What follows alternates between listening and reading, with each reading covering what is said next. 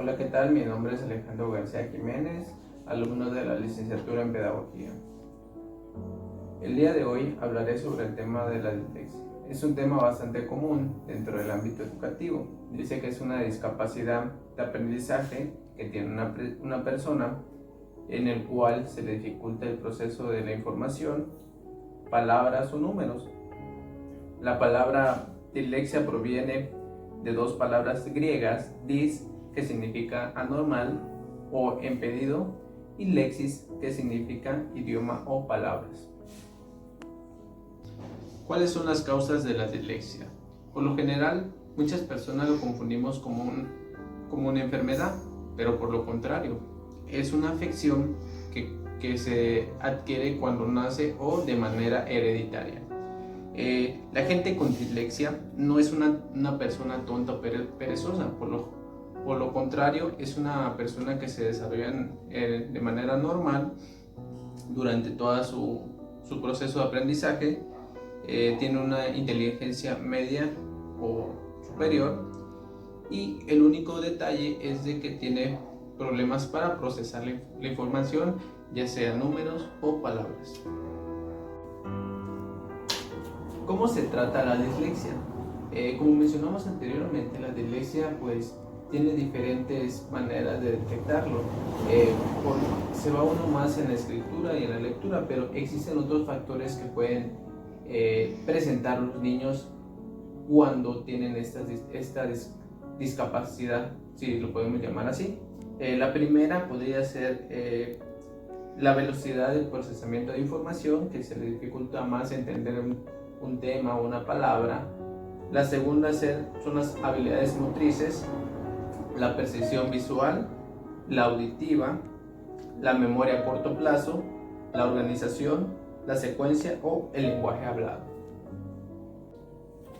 ¿Cómo se puede clasificar la dislexia? Existen tres tipos de clasificación. Está la primera, la fonológica o indirecta, la segunda es superficial y la tercera mixta o profunda.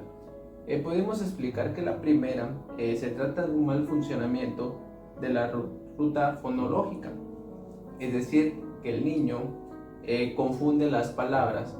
Cuando uno le dice casa, puede escribir caso. Cuando uno dice lobo, confunde con la palabra loco. Los niños con este tipo de dislexia pueden leer las palabras familiares, pero les resulta difícil pronunciar o identificar las palabras desconocidas, las palabras largas, que también tienen dificultades para pronunciarlas.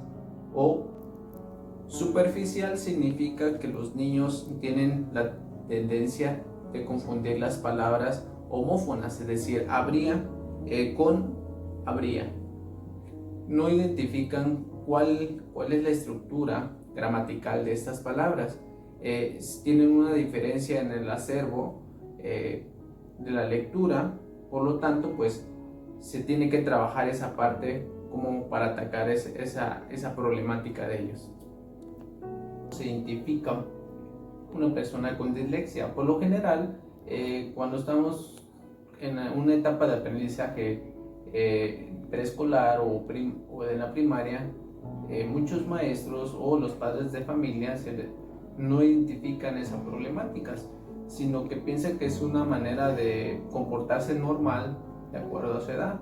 Por lo contrario, muchos niños desarrollan esa parte de aprendizaje y otros lo desarrollan con mayor facilidad. En ese sentido, debemos identificar si sufre un posible trastorno de aprendizaje en cuanto a la identificación de palabras, o si lo relacionamos con la problemática de la dislexia. Los maestros y los padres de familia pueden identificar a través de los siguientes elementos. La primera son aptitudes de lecturas pobres a pesar de tener una inteligencia normal. La segunda es la ortografía y la escritura deficientes. La tercera son las dificultades terminando las tareas y las pruebas dentro de los límites del tiempo establecidos. La cuarta es dificultad recordando los nombres correctos de las cosas. La quinta es dificultad para memorizar la escritura o los números. La sexta es dificultad con indicaciones, leyendo mapas o como docente darle alguna indicación y que se le olvide fácilmente, ¿no? Y la última es dificultad aprendiendo idiomas extranjeros. ¿Cómo hacemos frente a la dislexia?